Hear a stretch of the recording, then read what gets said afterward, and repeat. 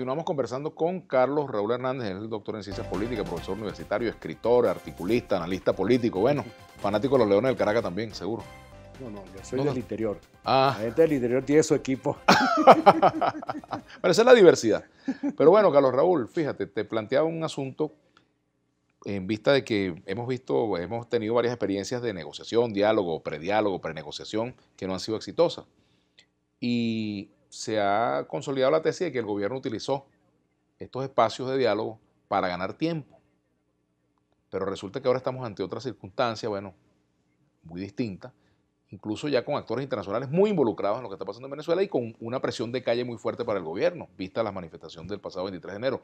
¿Tiene hoy el gobierno de Nicolás Maduro real necesidad de ir a una negociación o puede surfear esa ola de descontento y de presión internacional sobre su gobierno? Bueno, yo creo que lamentablemente las experiencias de supuesto diálogo que hubo en el pasado venezolano reciente, más bien que ganar tiempo, sirvieron para perder tiempo. Es correcto. Es decir, no, ninguno de los participantes creo que tenía voluntad de llegar a un acuerdo.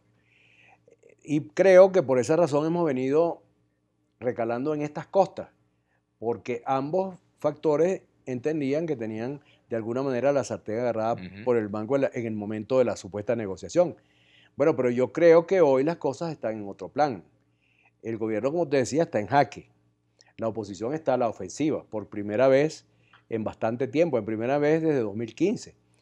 Hay que subrayar, pienso yo, que la oposición está en jaque gracias a que elegimos una Asamblea Nacional en 2015 con una mayoría de los partidos de la Alianza Democrática.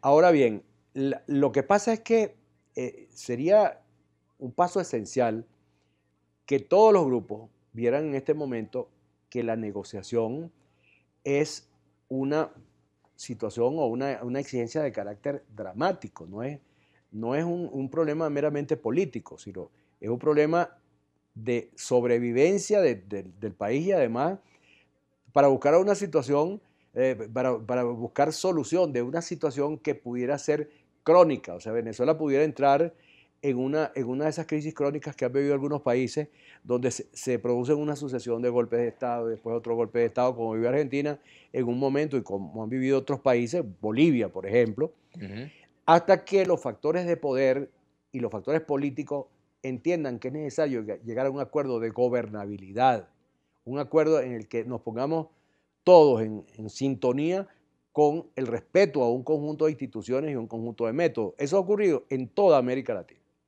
Es decir, desde Chile, Argentina, Perú, Brasil. En un momento dado, las fuerzas del antiguo orden, es decir, las fuerzas de las dictaduras derrotadas, decidieron entonces entrar en el sistema democrático y respetar las reglas del sistema democrático. Bueno, lo estamos viendo clara y de manera fresca en Perú. El fujimorismo, que ejerció un gobierno autoritario durante una cantidad de años, bueno, en un momento dado decidió incorporarse al sistema democrático luego que el presidente fue derrocado y entonces se convirtió en una fuerza de la alternabilidad democrática. Han participado en procesos electorales, han sacado unas altas votaciones.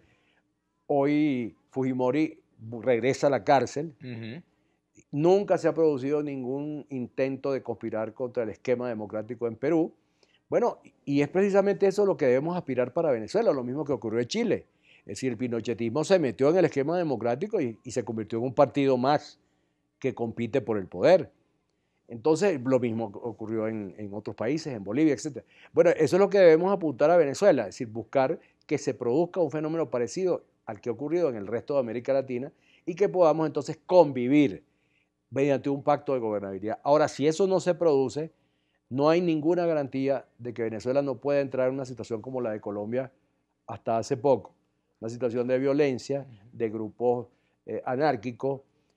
Tenemos hoy día la evidencia de unos factores que se están convirtiendo en políticos que son sumamente graves.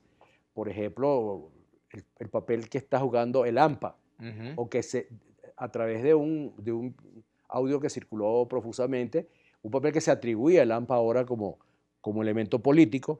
Tenemos además, como se sabe, zonas en las que el Estado venezolano en muchas ciudades no penetra. En Caracas tenemos varias, donde hay una Bueno, y esa paradoja de las soberanía. llamadas zonas de paz que se crearon, Claro, imagínate tú que terminó que le siendo entregaron la zonas de impunidad una del AMPA. soberanía de la delincuencia. Bueno, mira, hay países en los que yo cito mucho el caso de Siria, en que por no llegar, por la imposibilidad de llegar a un acuerdo entre los factores en conflicto, se han disuelto. El caso de, bueno, el caso de Siria. Siria ya dejó de existir como Estado. Siria son 5 Sirias, controlada cada una por un factor militar, Sí, una facción. guerrilla, una fracción militar.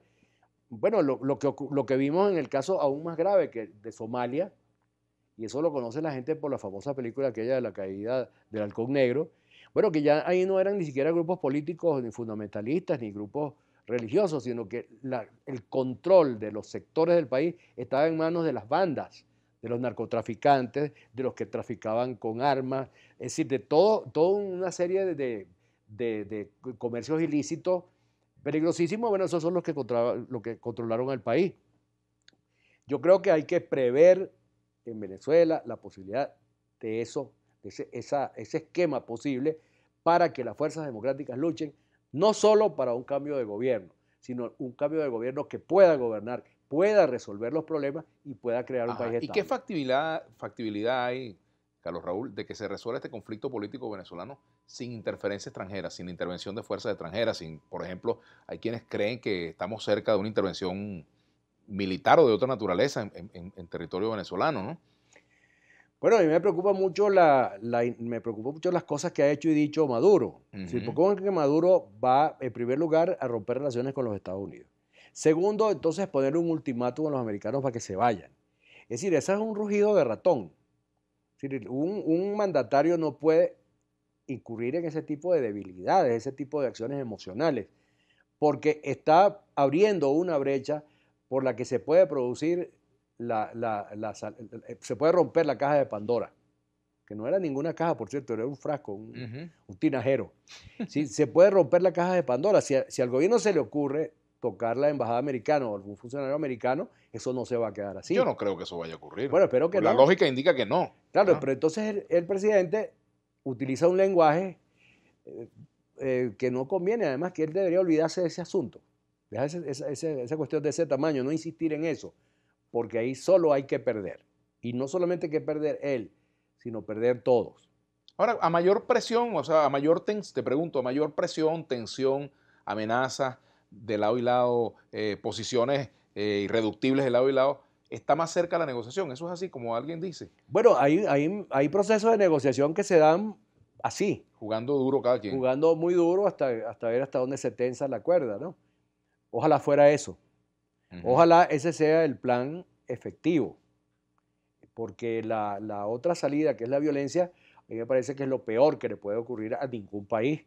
La gente habla con mucha alegría de una guerra, de un acto de violencia, incluso lo hacíamos nosotros en la universidad, pero cuando uno ve efectivamente lo que pasa en las guerras, entonces se da cuenta que son unos traumas que no desaparecen. Una cosa es llamar al diablo, otra cosa es verlo venir, como dicen. Así es, una cosa muy distinta. Tenemos que hacer una pausa, Carlos Raúl. Y al regreso vamos a seguir conversando contigo sobre este escenario político venezolano. Nada sencillo, ¿no?